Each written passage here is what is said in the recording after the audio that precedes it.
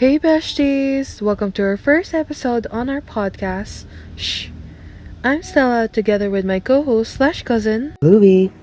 For today's episode, we will be talking about our personal experiences for Spill the Tea, October edition.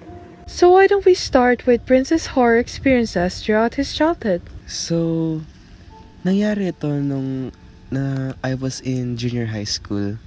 So, gabi yon kasi ang schedule namin is panghapon. So, gabi na talaga yung uwian namin. I was cleaners at that time kasi syempre kailangan natin maglinis ng room, 'di ba? Laging ina-assign. Mga what time kaya na kakauwi nun? From what I remember is mga 7:30. Kasi let's say mga 7 or before 7:30 is naglilinis na kami.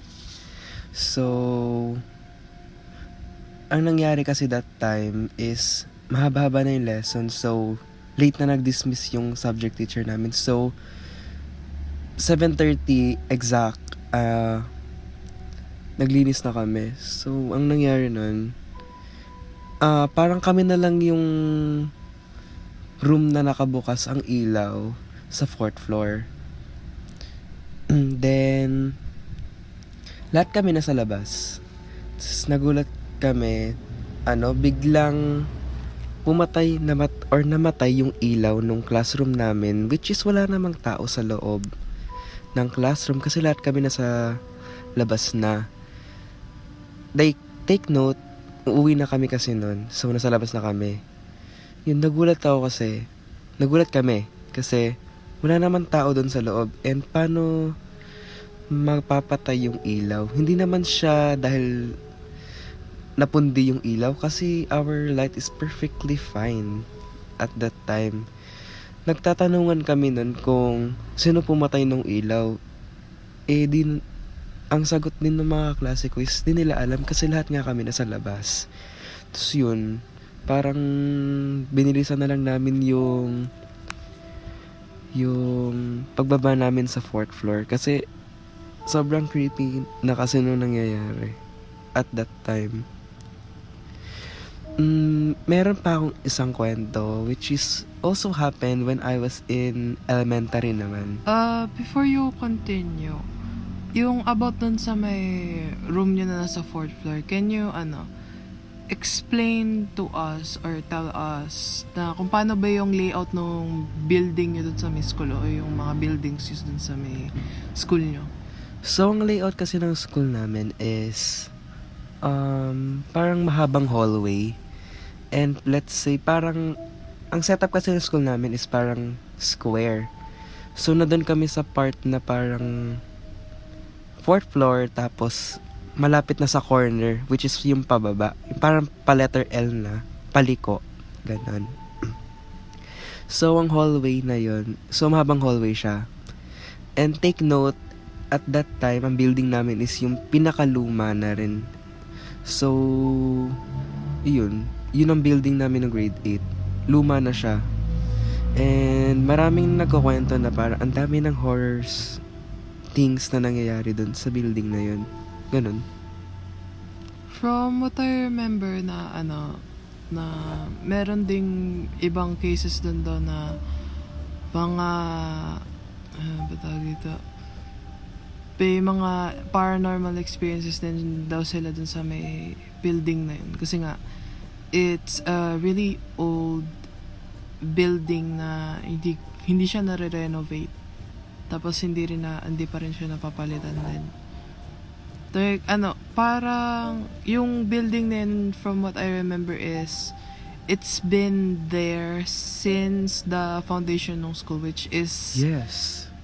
during the 2000s. I think it's 2006 ba? I don't know. Hindi 2000s yun eh, from what I remember. Kasi doon sa may mga old pictures ng school natin, basta sa may Facebook page, is that, nandun na siya nung mga batch pa ng mga 2001, nandun na siya ng 2000s. Siya yung pinakaunang built na building nung, ano na yun, nung school namin. So, yung ano na yun, kaya ko alam yung about dun sa, information about dun sa may building namin. Kasi, me and Louie, we go to the same high school. And we still are going to the same high school right now. Okay, you can continue. So, for my another or second story naman is nung elementary naman ako. Excuse me. So, nung elementary naman ako, this is actually short story lang. So, a little bit background. Yung elementary kasi namin is sobrang luma na.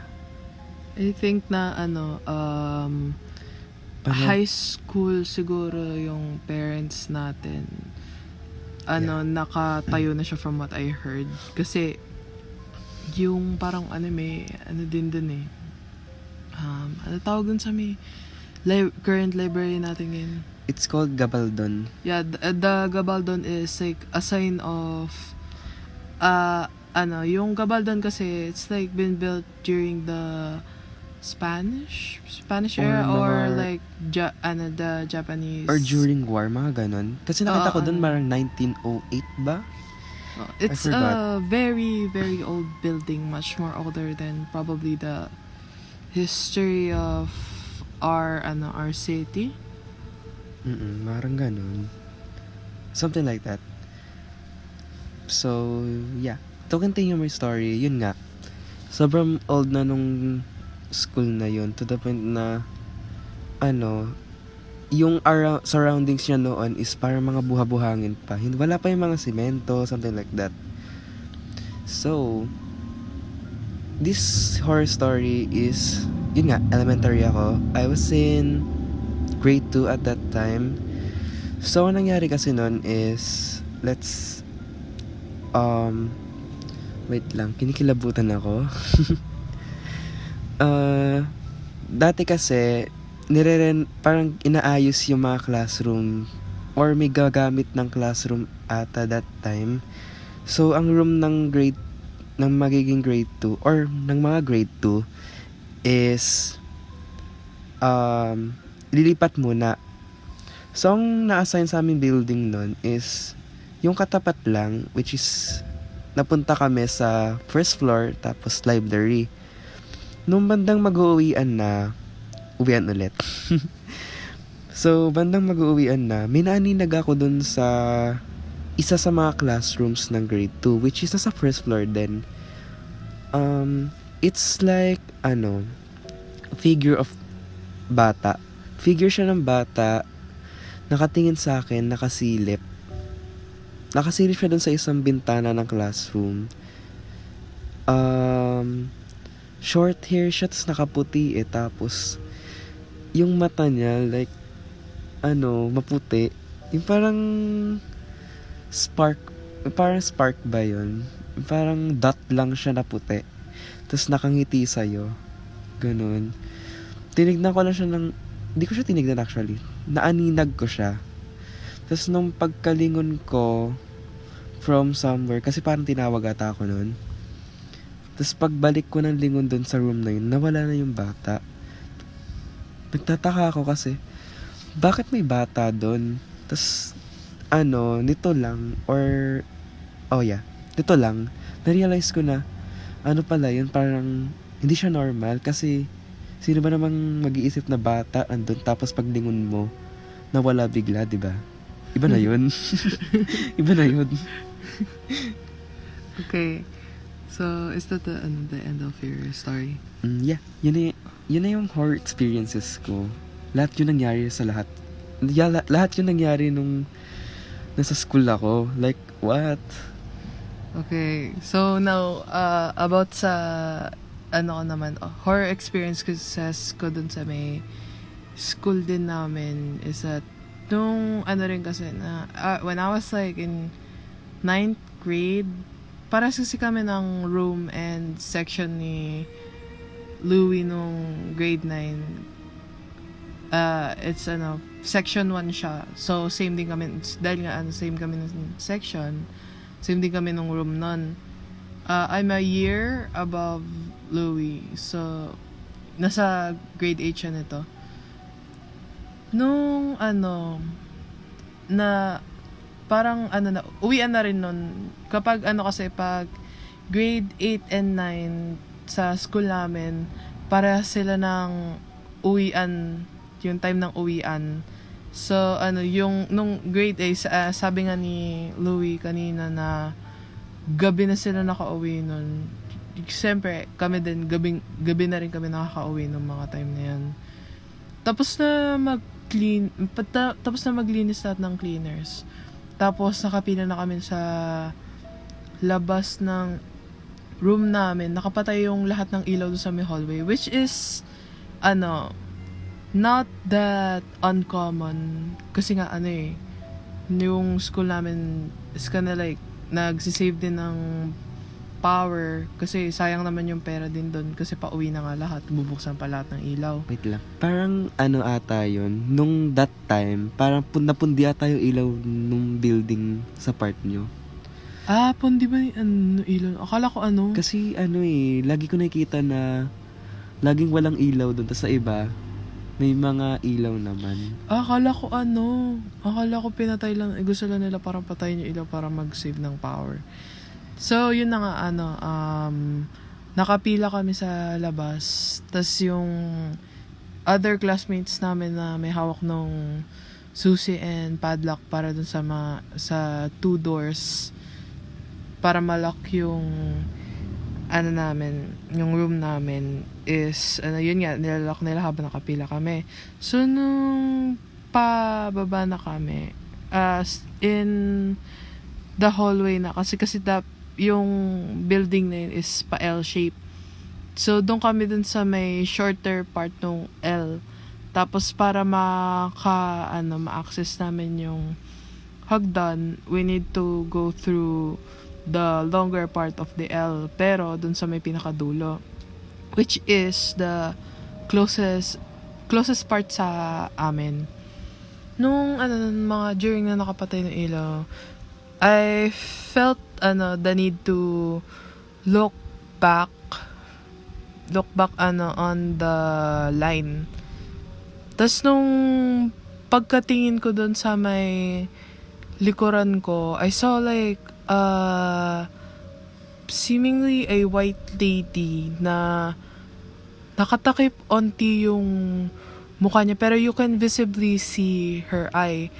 Tapos yung body niya ba yung tawag din yung nakaganon. Para siyang naging parang nagko-contortionist.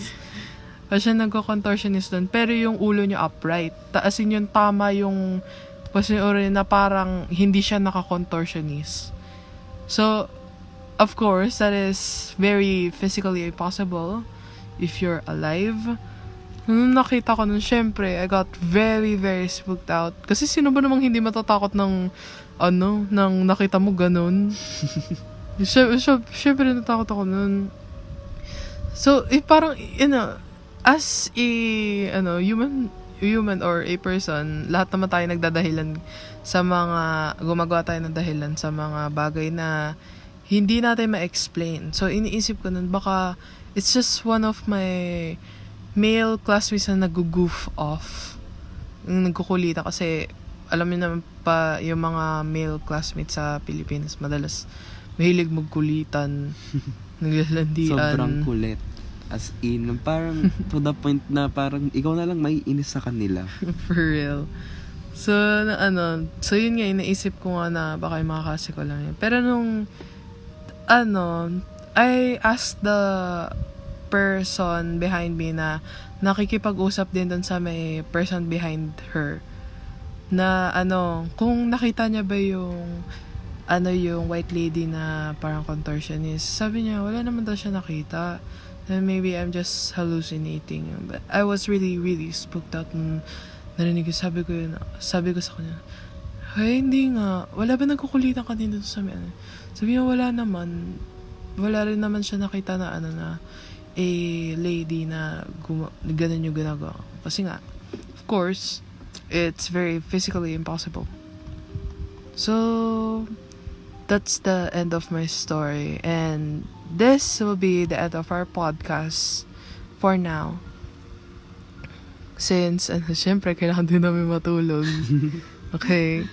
It's time check. It's already 2 a.m. It's 2 a.m. when we're doing. Kasi medyo na-delay kami. Yeah. Medyo na-delay kami. Sobrang late na, di ba? Okay. Pero ito lang kasi yung pinakatahimik na time para magkwentuhan about or maggawa ng podcast.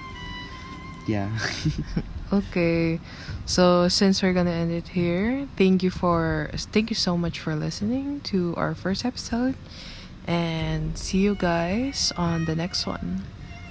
Bye.